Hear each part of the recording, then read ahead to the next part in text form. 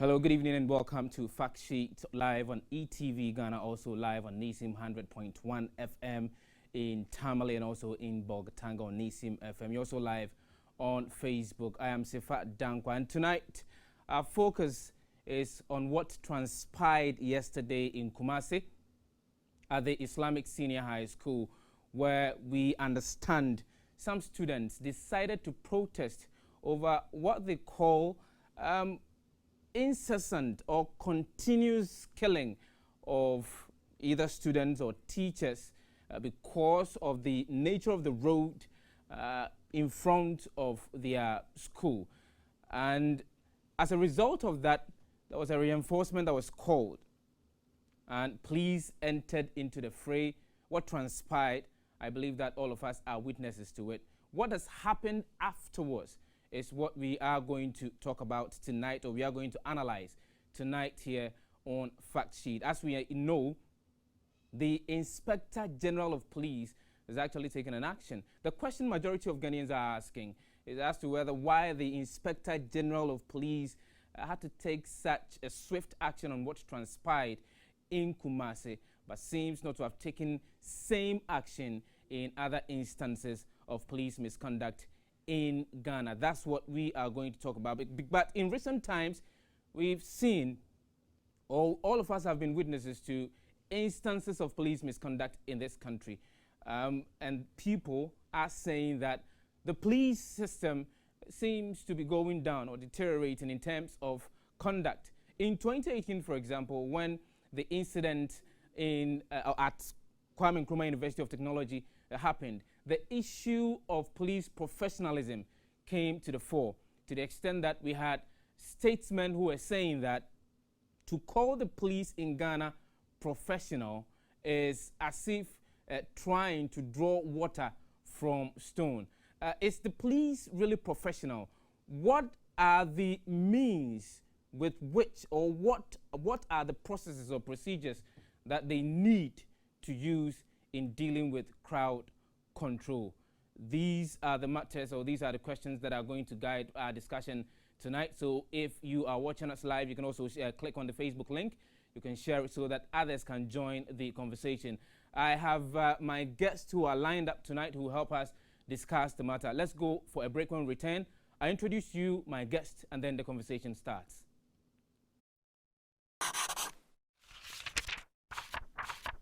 Many thanks for staying on with us. This is Fact Sheet. If it is not the fact, we do not discuss it here on the show. But before we even go into the introduction of my guests who are going to help us deal with this matter for tonight, let me take you back to 2018 and what transpired at the Kwame Nkrumah University of Science and Technology. If you may recall, the university authorities decided to change an all-male hall into a mixed hall.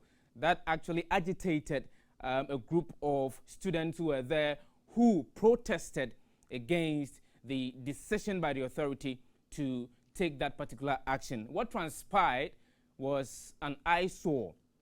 And after that, what the conversation that ensued had to do with professionalism, or the professional conduct of the police. In recent times, we've seen the police misconduct, which has been reported in many, or on many platforms in the country. People have called for reforms within the police sector. People are saying that the sort or the type of training given to the police is not up to date, and that they need consistent and continuous training. What happened yesterday, it seems to be a testament of the callings that majority of the people have been making for a system change within the Ghana Police Service. To help me deal with the issue tonight, Mr. Richard Kumado, who is a fraud and security expert. He will join me via phone. Also, Mr. Adib Sani, who is a security expert, also will join us via phone. And Peter Bismarck, who is the executive director of ILRP, will also join us via phone. So let's get into the conversation. And I believe the majority of the people are saying kudos to the IGP for the swift intervention over there. Immediately, we heard the news of the incident. The IGP moved straight to Kumasi to ascertain the fact for himself. After ascertaining the fact, the actions thereof, we shall talk about that. But I understand Mr. Richard Kumado, who is a fraud and security expert, has joined us on the phone lines. Mr. Kumado, good evening, if you can hear me. Thank you. Good evening. Mr. Kumado, if you can hear me, good evening. Evening, I can hear you. Great. It's good to have you. My first question will be, what do you make of the police's conduct that we all witnessed yesterday at the Kumasi Islamic Senior High School? Oh, no, what is important is that the IGP moved straight to the ground, which is part of his leadership style, and that is where his strength is.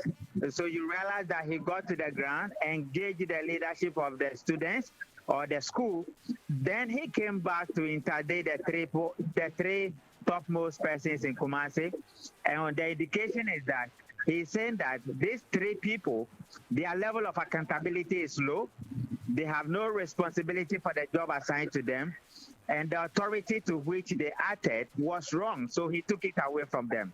Other than that, this particular action is becoming one of too many, that the carelessness and the unprofessional conduct of some of our law enforcement officers is becoming a mirage and a mess up for the entire Ghana Police Service. Mr. Kumado, I think getting to the latter part of your submission, I did not hear you well. If you would repeat it for us, I'll be very glad. No, the point I make last minute is that I was saying that other than that, this careless behavior and non-professional conduct of some of our friends and brothers and sisters in law enforcement is becoming a messy and an outward something that we don't need to talk about, and it's creating a public image for the Ghana Police Service.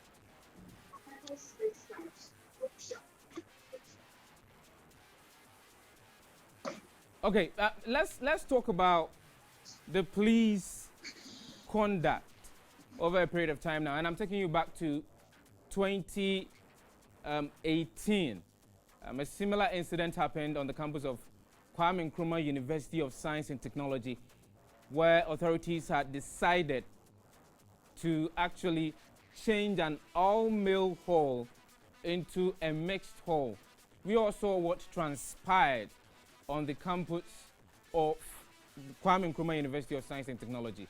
And recently, we've seen police excesses in the country.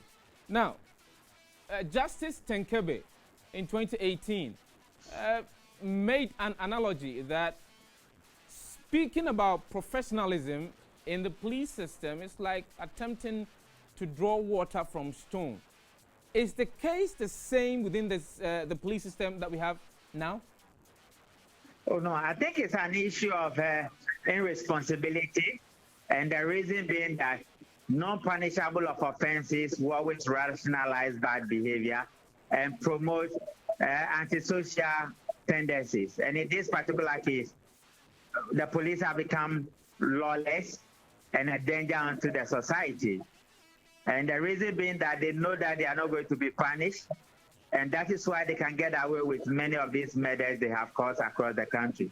What is important is that Dampare has interdicted some of them, which has become part of his style, but I wish they take it a bit more further and prosecute them. After all, the guys who killed George Floyd were prosecuted and sent to prison. And I've heard people talk about recruitment, which is great, that we have challenges there. I've heard people talk about training, which is great, we have challenges there. And I've heard people talk about law enforcement strategy or crowd control strategies that they are struggling. What is happening has nothing to do with crowd control. It's just sheer criminality that some people are taking the law into their own hands. And unfortunately, the very law enforcement officers who must protect the people have become a danger, and they are misbehaving because they know they're going to get away with it. Two critical issues here. You mentioned that the police, as we see them, are vicariously being reinforced, because if they happen to misconduct themselves, there seems to be no punitive measures taken against them. How did we get there? Yeah, we got here because leadership has been a major issue for the Ghana police. If you look at Dan Parry, ever since he came, what he brought was leadership. And his leadership style is that let me get to the front line before that I've been lied to. And he always wants to get there and engage the publics or the constituents. And that has happened. So you realize that almost everywhere he wants to get there first and have a first-hand information about what is happening. So it's leadership. There has not been leadership. Leadership has broken down. And you see, security is a management tool.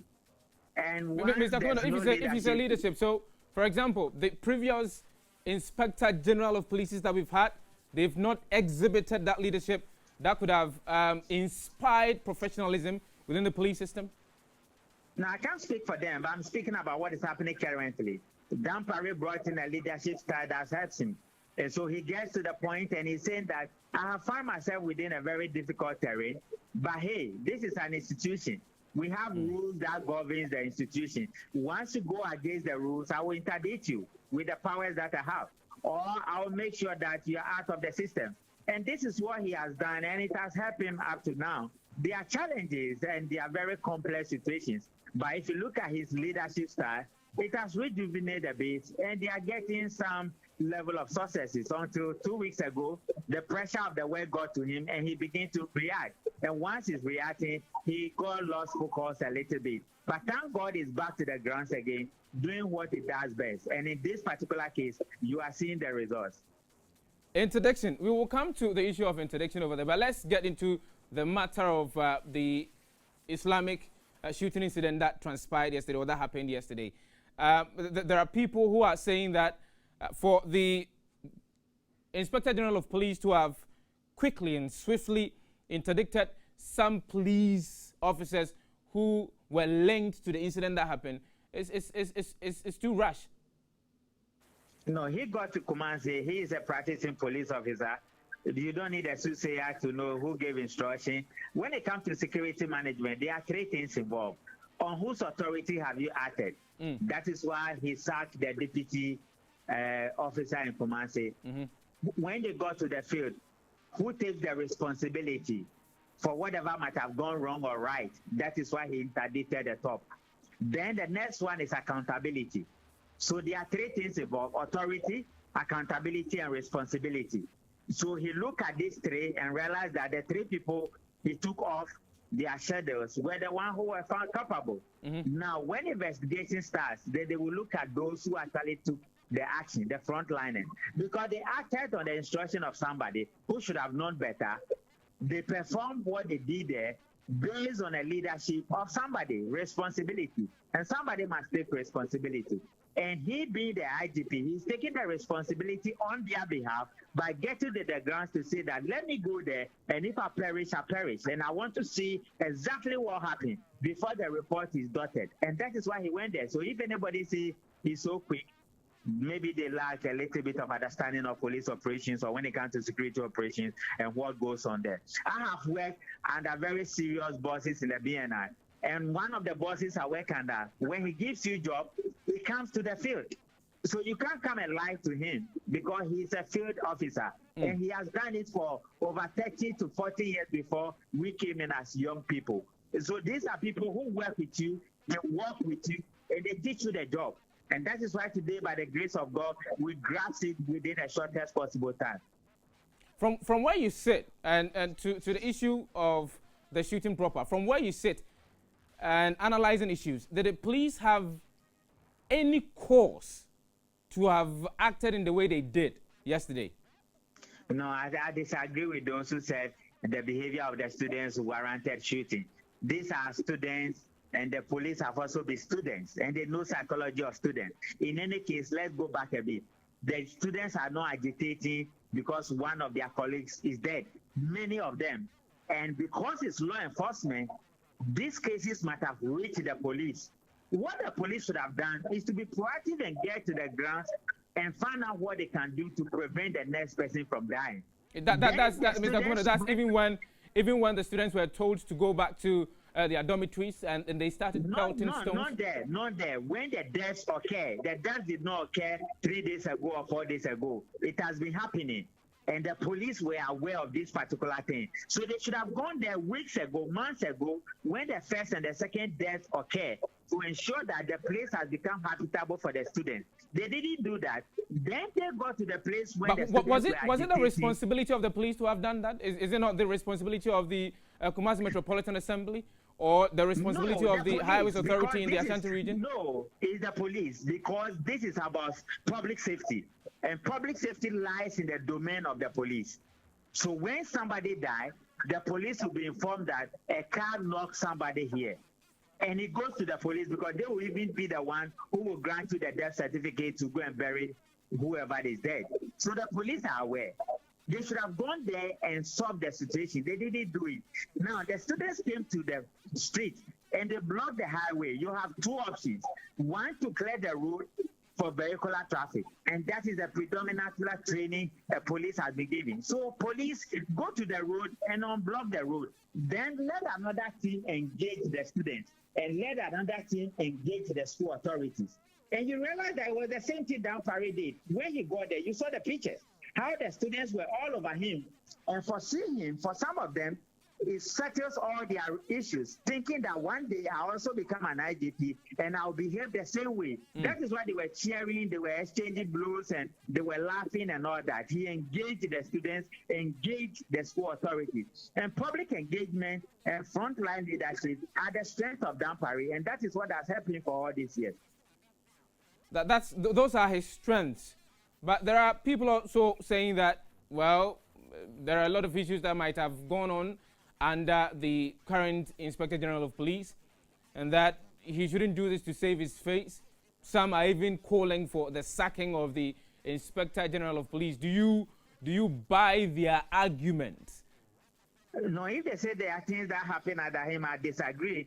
But if they are saying that he should take responsibility for the mess up of his men, as we have seen in the case of Ejura, in the case of Nkranza, and in the case of the Asawase guys who were shot dead, as a whole, as a police inspector whose men should have behaved properly and a little bit better in terms of discharging professionalism in the 21st century policing, I would agree perfectly. And it was with some other countries, yeah, he would have resigned by now.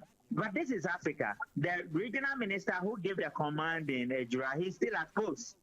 The soldiers who killed at Techima South, they are still at post. So we have not developed to that level where we take full responsibility and resign from our positions because the people under us have not behaved the way we wanted them, or they ought to have behaved. And one of the things he does that he gets to the front line and says, let me take a responsibility here and let me get to the front line to ascertain for myself what has happened. And for that one, I can grant him that. But if people are saying that under his regime, some few things are going wrong, and he needs to take a full responsibility by resigning, I have no qualms with those people. But you feel like he needs to take responsibility for those things, but not necessarily resigning as the Inspector General of Police?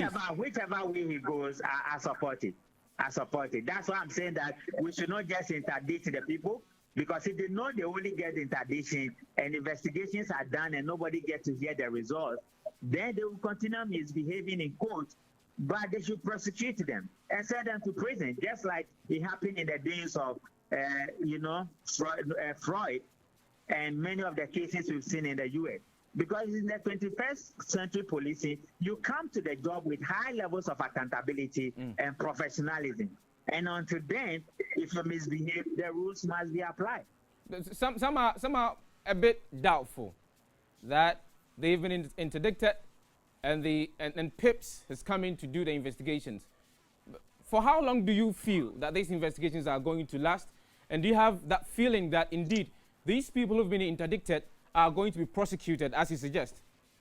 No, for the prosecution, it's my suggestion and my recommendation.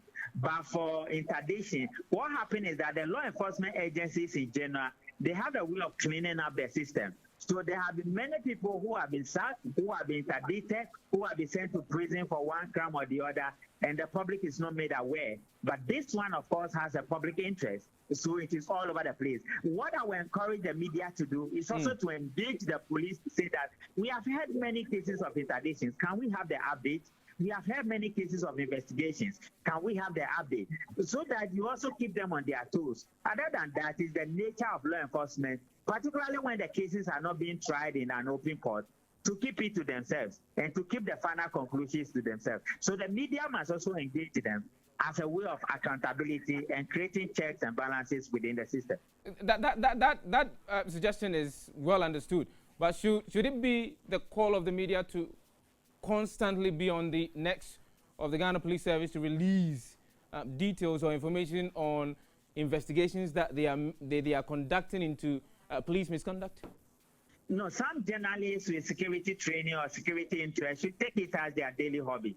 Because if you allow them, it's the nature of law enforcement that they will not voluntarily come to the general public, especially when it's not an open court where the media will be there necessarily. So a little prompt here, a little prompt there. We also let them know, particularly the corporate affairs unit of the Ghana Police will come to the rescue and provide some data out there. And we also help the media to inform the general public as one of their core functions. Other than that, I know the law enforcement agencies does some of these things. I know people who work under me, who work with me, who have been sent home or have been interdicted, and nobody gets to know because it's the nature of the job. Mr. Kumado, before we end the conversation, you in particular, you've been calling for reforms within the Ghana Police Service. Now, the misconduct or the lawlessness that you happen to see or you've analyzed in the Ghana Police Service, what do you feel should be the approach the Ghana Police Service can adopt to rid itself of this misconduct? No, I think it's the nature of the recruitment we've done. I always use myself as an example. When I was going to the BNI, it wasn't NDC, NPP. We were over 3,000, 4,000 who started. After 2 and 3 years, they pick only 5 of us. Yeah, garbage in, garbage out. Once you pile up the place with people with negative backgrounds, you are likely to miss some of these things. And once training is also a problem, logistics is a problem, they assign the wrong people to the wrong places, it's also a major problem for them. I think if they can look at that whole circle again, assigning the right people to the right places, have a system of transferring skills, then using the right logistics to do the right thing, it will help them. But above all, prosecution of people who have taken the law into their own hands and have become lawless instead of being there for the people, that would be a killer blow to people who want to take the law into their own hands. Other than that, I have studied this subject and I have practiced it for the past 20-something to 30 years, and I know that no punishable of offenses will always rationalize bad behavior, and that is exactly what we are seeing. Finally, before you go, how will the Police Independent Report Commission help in this case? Now, I have called that we should establish what is done internationally, which we call crime law enforcement unit. Justice crime unit. Yeah, justice crime unit, where you are looking at the Justice Department and the role they have played in crime prevention. And you're also looking at the professionalism of law enforcement officers and how they are helping the judiciary or the justice system in making sure that public safety is guaranteed. That is the way it is done elsewhere. And it gives us a reconciliation of benchmarks and established professional trends for future operational usage. And until that is done, we're not going to go nowhere, because the professional police, they are just looking at one side, and it doesn't really have to reform and does not really have to, bring some credible changes we are expecting to see within the law enforcement agencies, particularly the police. Mr. Richard Kumado, thank you very much for sharing your thoughts with us on this particular issue. Mr. Richard Kumado is a fraud and security expert there. He's worked within the BNI for some time, and now he's no more working with them. But before we move on to our next guest, let's take a look at what's really transpired yesterday at the Islamic SHS in Kumasi.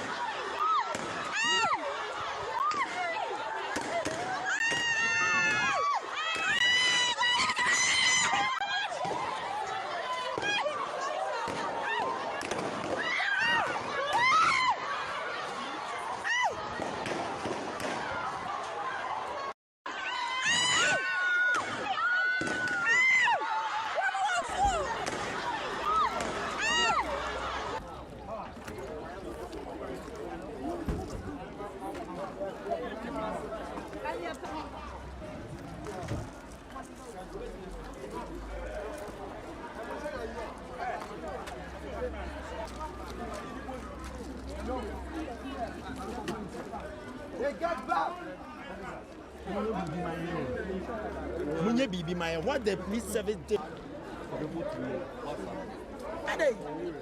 Na media for so a omo nso no e be twa so ma bi agege wo mo fo.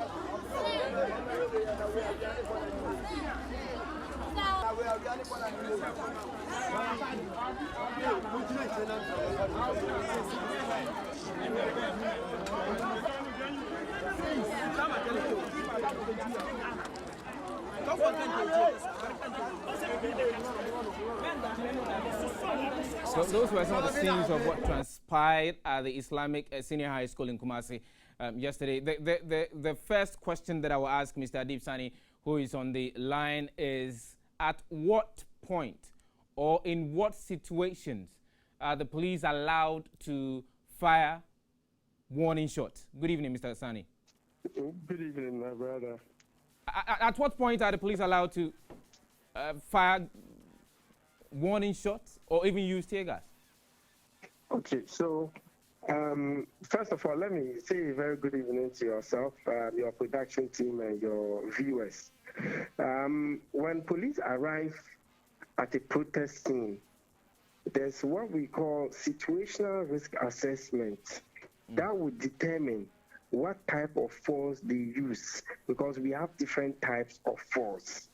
As a matter of fact, the first thing that they are supposed to do is to make an attempt to de-escalate by establishing a line or a channel of communication between the police and the protest leaders, and see how they can, in a diplomatic fashion, on gentleman basis, agree on certain principles so the protest doesn't degenerate into violence. Okay? Now, there are different ways, like I said, the use of batons if diplomacy doesn't work, to push them back. You can use the shields, you can use the tear gas, but the last resort is the use of live ammunition, and that only happens when the lives of officers or innocent persons is in an existential danger. Note this, existential danger and not remote danger. So what it means is, if action is not taken, an officer or an innocent person is going to die. That is when they use. And believe it or not, with the live ammunition, it also comes in different fashions, okay?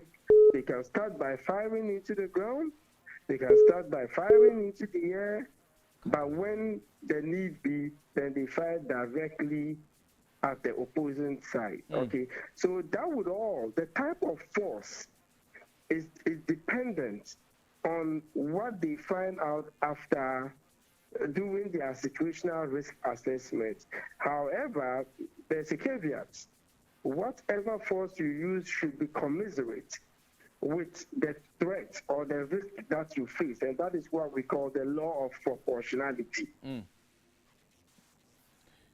Three key things that I picked from what you just mentioned. You first and foremost, the police, when they get to the scene, should do their situational risk assessment. Right? Yes. That's the first thing that you're supposed to do. And the first means is to build a diplomatic line. Absolutely. That's between them and the people who seem to be protesting. Now, you mentioned that the only point where the police is allowed to use force is when they have assessed and identified that there is an existential danger to them, as you explained, that if they don't do anything, a police officer may lose his life or may get injured. Who determines that existential danger? Who determines that? Okay, so a very intelligent question. Okay, so we are supposed to have an operational manual on crowd control. I haven't seen it before. So I wonder how comprehensive it is. That is why, as part of my engagement, I'm appealing for a relook at the manual, so it's able to inform officers without ambiguities what to do. On what basis do you consider a situation sticky? All right? On what ground do you use force? What type of force? How do you even describe a situation as being risky, hence consistent with the force you used? All of it would have to be in the manual. But for now, I have come to the realization that it is usually the prerogative, the discretion of the commanding officer. They make that decision based on, I don't know what training they had, okay? But the most important thing is for the police to, as much as they can, avoid casualties on the other side. So for now, I think that mostly it is discretional. Mostly it's discretional. That's the commander who led them to the field would Yes. have to decide on behalf of the contingent he went with that if nothing is done, something is going to happen to them. Yes. Let's do this now. From where you sit and from the information you've gathered so far, do you have a feeling that there was an existential danger in the case that transpired yesterday? Existential danger to any of the contingents that went to the Islamic Senior High School? Absolutely not. It's a no-no. The force they used was unwarranted. It was unnecessary. It was irresponsible and very inconsistent with the threats the students posed, if there was in fact any threat. I have come to another realization. Mostly the last resort, when police respond to protests, is the first resort. I understand they were able to disperse the students from the main road.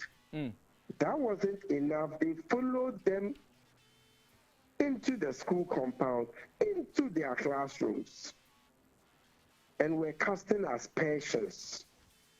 I wouldn't want to repeat because it's based on an eyewitness statement. I wasn't there. The actions of the police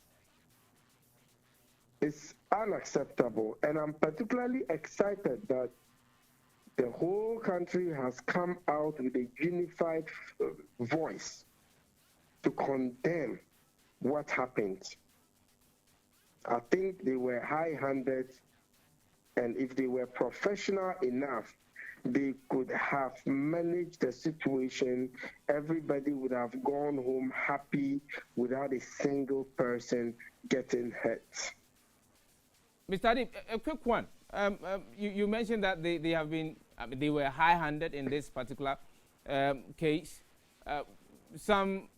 There is another school of thought that's saying that, well, the police has been lawless for a very long time, and that because they have been vicariously reinforced, that's when they do something wrong, they are not being punished.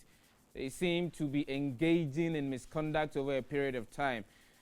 Do you feel that the action taken by the Inspector General of Police will help bring some sanity within the police system, ensuring that there is professional conduct within the rank and file of the police? Okay, so it's a giant step in the right direction, but it is not enough. But I appreciate the IGP for taking that step, because in the past, we've had similar unprofessional conduct on the part of officers. Nothing has been done. In fact, in Mansun Kwanta, about 6 or 7 young Zongo boys were murdered and labeled as armed robbers. Yeah. Their so-called weapons were displayed by the then Ashanti Regional Police Commander as those weapons they used. An inquiry was done into it, and we all got to find out that they were not robbers. And as usual, as characteristic of us, we go give the families monies, shake their hands, and it's business as usual. Ejura, we all saw the killings, broad daylight. In Kuranza, a young man was killed. Not just the one arrested, but during the protest, another person was shot, actually. Yeah. In broad daylight. Of all of these, has any officer been held to account? No. So on this occasion, considering how dastardly the act was, how repulsive, nauseating the actions of the police is, the IGP thought, no, this is seriously dragging the police into disrepute. And so he intelligently decided that action must be taken. And so these officers were interdicted. But interdiction means nothing. Interdiction just means stand aside for investigation to be conducted. So the investigation can be conducted. Oh, we found no wrongdoing, so go back to work. The investigation is where my attention is. We need a transparent criminal investigation, not an inquiry. We've had enough of it. We need a criminal investigation into what has happened, and if any criminal culpability is established, people must be taken into account. And do you feel, Mr. Adi, do you feel that the police should be the same entity conducting these investigations? No, I don't think so. We are humans. You cannot run away from the human element. Okay? Commonwealth Human Rights Secretariat, I think, is pushing for an independent body to be in charge of complaints against members of the security agents, not just the police, the military, immigration, customs, prisons. Okay, and I think that would restore some level of confidence into whatever investigation that will be done. But for now, we can only expect the good old templates, which I must say is not helping and is detrimental to the security of the state. Because when more and more people lose confidence and trust in the police, it becomes very dangerous for the security of the state, because they would reject the police, they would not cooperate with the police. And trust me, that can be catastrophic for the security of the land, especially at this time we are complaining and, about the possibility of terrorists being in the country and all that. So we need to really act fast, swiftly. Fast and swiftly. Before we end the conversation, do you have a feeling that the police, if indeed is the entity that is going to conduct these investigations, will do a clean job? If who is going to conduct? The police is the same entity conducting the investigations into what transpired yesterday. They will do a clean job. I cannot say yes. In the past, nothing clean came out of it. So what's the probability that this time around something clean would come out of it? Even committees of inquiry, nothing clean comes out of their work, which is mostly televised with all the attention on them. See what happened in the case of the assault of citizens by military personnel in Wa, how insulting the report is, how demeaning it is,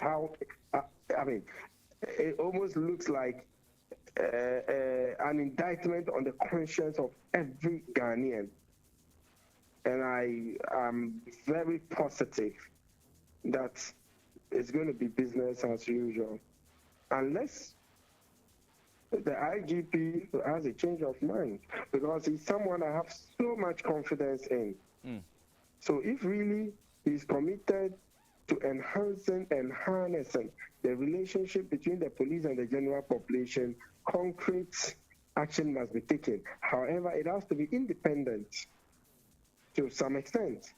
Okay, even if it is not, perhaps within the current scheme of things, it has to be transparent. And that is extremely key. Mr. Adib Sani, thank you very much for joining us tonight on Fact Sheet. My pleasure. Adib Sani is a security expert who joined us and also shared his perspective on the matter that transpired yesterday. Let's go for a short breather. When we return, we speak to our final guest on the show, and then we can conclude there. We'll be back.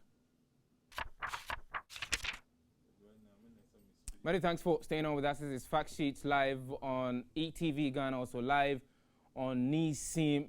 If it is not the fact, we do not want to discuss that. We've spoken to two security experts.